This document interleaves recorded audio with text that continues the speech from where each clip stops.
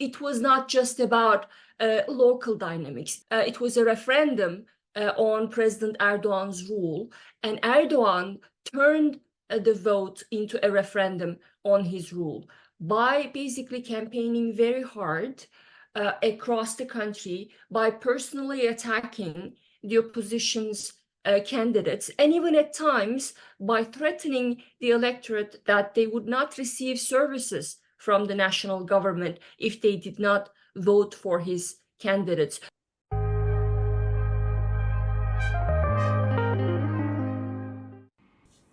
Welcome to the Eliamed podcast series. In this podcast, we are going to discuss with Gonul Tol, Director of Turkey Program and Senior Fellow in the Black Sea Program in the Middle East Institute in Washington, what changes, if any, does the biggest election defeat for President Tayyip Erdoğan, his party actually, Justice and Development Party, bring in the political landscape in Turkey? The main opposition group claimed victory in key cities, including Istanbul and Ankara. Thank you so much for being here and with me and helping us understand what happened in Turkey in these mayoral elections. Well, thank you so much for having me. It's a great honor to be with you and with your audience. Well, last week's election certainly was a sea change in Turkish politics. The opposition's victory is a major boost in a country where last year's May elections had really depressing impact on pro-democracy forces. So the main opposition party's victory is a first since 1970s. The CHP captured all major cities. It increased its votes from the 2019 municipal elections. So why are we all excited about it? That's a question that I keep hearing, especially in Western capitals. At the end of the day, these were municipal elections and people went to the ballot box to cast their votes to elect mayors and local administrators. So why is this important for the country's bigger national political dynamics? And here's my answer to that question. I think certainly people cast their votes to elect their mayors and local administrators, but it was not just about local dynamics. It was a referendum on President Erdoğan's rule, and Erdoğan turned the vote into a referendum on his rule by basically campaigning very hard across the country, by personally attacking the opposition's candidates, and even at times by threatening the electorate that they would not receive services from the national government if they did not vote for his candidates. So that's why last week's elections were not just about local politics, but it will have significant implications for the country's national political dynamics going forward. And it's the most significant sign that Erdoğan's support is waning.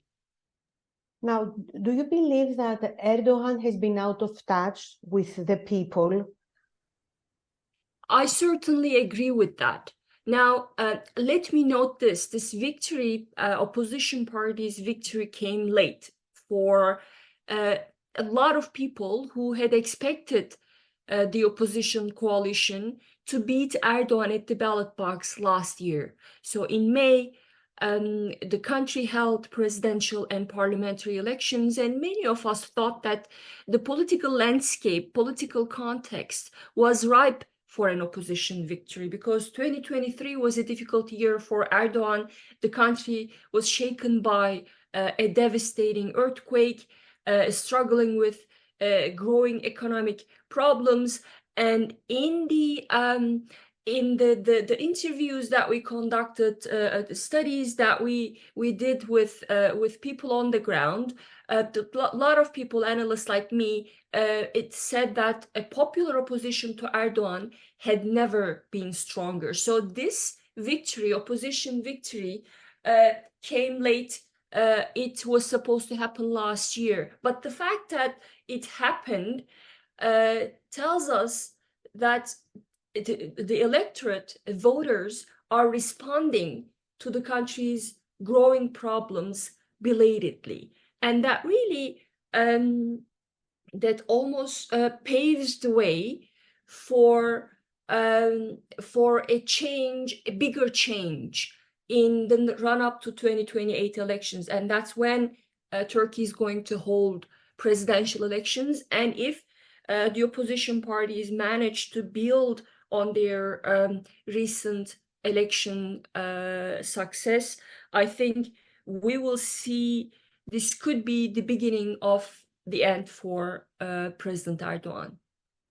Well, President Erdogan played all his cards in these elections. And one of the things he said was that in 2028, he will not run again for president. Do you believe him?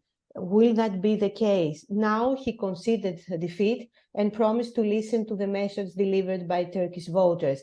And hearing him saying that, I don't think that he's someone that he would be willing in 2028 to leave politics, to leave his place as the president of Turkey.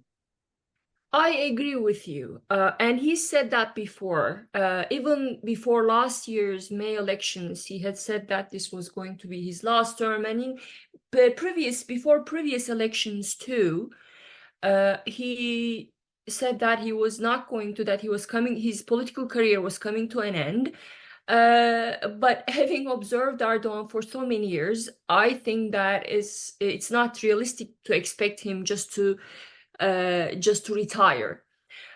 So I think his plans before this last year's vote was to make sure that he secures a big victory in municipal elections, and that means recapturing big cities, particularly Istanbul, which is very important to him, both for personal reasons, but also political and financial reasons. So that would really crown his election victory from last year. And he had hoped to change the existing constitution, which does not allow him to run again. So he was going to draft a new constitution that would allow him to run one more term. And that was his plan. But I think it didn't really play out the way he had expected it to. So I think this recent election upset makes his efforts, his plans to take the new constitution to a referendum less likely, because he understands the unmistakable message that was given by voters to President Erdoğan last week was that they were not happy with the direction he was taking the country to. So I think it would be unrealistic for him to put the new constitution to a referendum in this context. He will have to wait for his new economy team to fix the country's economy, and he will have to address the country's growing problems before he makes a move on that. If he cannot, I think it wouldn't make sense for him to try to do that. So in a nutshell, I think his plans to change the constitution to run again in 2028, I think it looks less doable in a sense. Well, Imamoglu, Istanbul mayor, said that the local election results would have big implications for the country's political future. Could he become, at the end of the day, the next president of Turkey? Well, he is certainly he's one of the most popular candidates at the moment, because he's a politician who has beaten Erdoğan's candidate 3 times already, and that's a big success. And by winning Istanbul again, he showed us that he can appeal to a a much larger base than the CHP's base. Istanbul is the country's biggest town. There are various constituencies in Istanbul, from conservatives to Turks to Kurds, liberals, secularists, Islamists. So the fact that İmamoğlu managed to capture a huge victory by a large margin, almost 12 points margin, says that he has that capacity to appeal to to different segments of the country, some of which had been almost inaccessible to the main opposition party, CHP. So I think all those factors, and also I should note that people are really. I was in Istanbul shortly before local elections, and the people that I talked to, almost all of them said that they were quite happy with his tenure as the mayor. So he built a track record in Istanbul, a successful track record that suggests that to many voters that he can govern.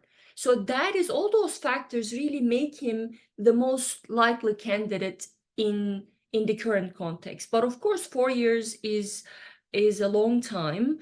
I can easily see other candidates also rising up. But at the moment, I think İmamoğlu both has that appeal and the credibility to run against Erdoğan in 2028. Well, now I want to ask you also about the two big conflicts that we have now, and what maybe will be the role that Turkey could play. The one is the Ukrainian war, Russia's war against Ukraine, and the other one is what is going to happen in Gaza. Do you think that Turkey could play a role in either conflicts? Well, Turkey, in the first one, Turkey has played a role, and a role that was seen as constructive, particularly by Western capitals. In Ukraine, Erdoğan pursued a balanced strategy. After Russian invasion, Turkey took several steps that was really pleasing to the anti-Putin camp. Turkey closed the straits to Russian and Ukrainian ships, and that really dealt a blow to Russian dominance in the Black Sea. So that was a significant step taken by Erdoğan, something that was really welcomed by Washington, I must say. And then Turkey also sold drones to Ukraine shortly after the Russian invasion, and that also helped Ukraine in the initial phase of the conflict. And third, Turkey mediated in securing the grain deal between the warring parties. That also was a step that was seen important. But on the other hand, and this is to suggest how Turkey walked a fine line in the conflict, Turkey also threw an economic lifeline to Putin. The Western sanctions against Russia hurt Russian economy, maybe not to the extent that the Western countries had hoped to, but it still had a significant impact on Russia. And Erdoğan basically helped Putin at a time of great distress. There are hundreds of Russian companies operating in Turkey, and many of them were established after the Russian invasion. Turkey is helping Russia sell its energy. Turkey is a big energy customer of Russia. So all those things also, I think, suggest Turkey's complicated role in this conflict. On the one hand, helping Ukraine, on the other, helping Putin. So that is a fine line that Erdoğan has been walking. And I think it is, many of us had questioned whether this was sustainable, but it looks like it might be sustainable because the Western countries also resigned themselves to the fact that Turkey is just another ally country that is seeking strategic autonomy, and they accepted the fact that Turkey is not going to and didn't in previous instances join Western sanctions against Russia. So Turkey's role in Russia-Ukraine conflict has been a complicated and in many senses sophisticated role. In Gaza, I would say less so, because in Gaza, Turkey had hoped to build on the rapprochement, the close relationship that it had built over the years with Hamas leadership, to play the same mediator role. But it hasn't. Qatar stepped in, and I think Qatar led those efforts along with Egypt. So in the Gaza conflict, I think Turkey has played a marginal role, and in many instances, as we've seen in the last elections, the role Turkey played actually upset a lot of people from Erdoğan's own constituency, because Turkey, despite Erdoğan's tough rhetoric, maintained its commercial ties with Israel after October 7th. So yes, to your question about Ukraine and Russia, the role Turkey played, it did play a significant role, but not in Israel-Hamas war. Do you think that this election and this electoral defeat of Erdogan's party will also play a role in Greek-Turkish relations? We've seen that the relations are getting in a good way now. Do you think that being disturbed by the defeat of Erdogan's party, or it will not play a role at all in Greek-Turkish relations? I don't think it will play a direct role in how Erdoğan conducts his foreign policy. The rapprochement between Greek and Turkish side had already begun. It's been in place for some time, and I think it's a function of a realization by Erdoğan that it really has to fix its relationship with the West and with its regional countries, and that is mainly because after Erdoğan received another blow in municipal elections in 2019, there was this understanding that Turkey really had to fix its recalibrate its foreign policy, and mainly because Turkey's economy is suffering, and Turkish economy is largely, it depends on foreign investment. And Turkey over the years, particularly after the Arab uprisings, pursued a very aggressive militaristic foreign policy, interventionist and unilateral foreign policy that upset a lot of people, both in the West, but also in the region. And I think Erdoğan came to a realization that that was really undercutting his own interests. Mainly for economic concerns, Erdoğan started making U-turns, and Turkey's relationship with Greece and the positive atmosphere that's been in place for some time now is a direct result of that realization.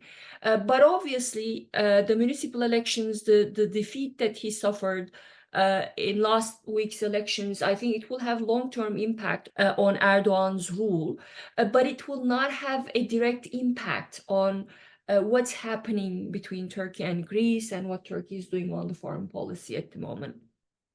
And my last question to you is, will it be better for Erdogan if Joe Biden wins, or if Donald Trump is the winner after all in the November elections? Well, I think Erdoğan thinks that a Trump victory will serve his interests better. And for several reasons. I mean, there was this, chemistry between Trump and Erdoğan, not just between Trump and Erdoğan, but in general, Trump with autocrats.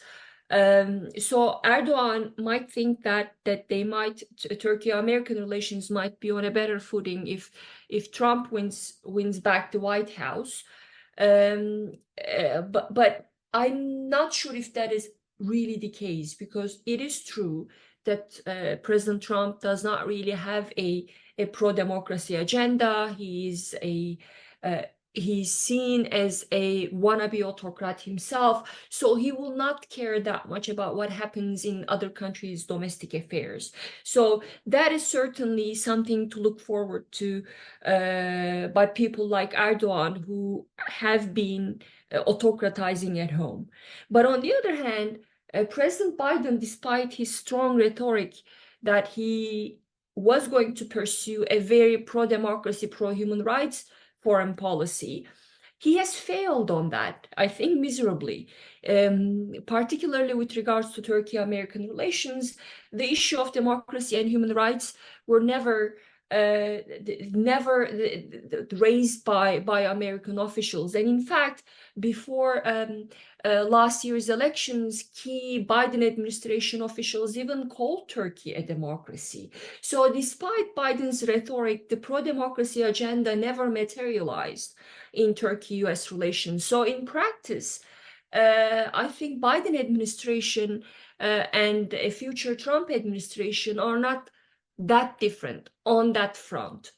But if Trump wins back the White House, I think we will be looking at an American president who will not be a predictable ally, because we don't talk about this very often among Turkish scholars, but President Trump actually took steps when he was the president, took steps that really hurt Turkish economy. When he was angry with Erdoğan's military incursion into Syria, he slapped sanctions on Turkey that really that damaged the country's economy. Something that was not done by any previous American president. So looking from that lens, I think I understand why autocrats like Erdoğan are looking forward to a second Trump presidency. But if you look at it from a more nuanced point of view, I think they shouldn't be looking forward to it because everyone could use a more predictable American president. I thank you so very much for this discussion. You helped us see the whole picture about Turkey and its allies and how its relationship will work out after these elections that, of course, brought a change in Turkey with whatever eyes you see that. Thank you very, very much. Thanks for having me.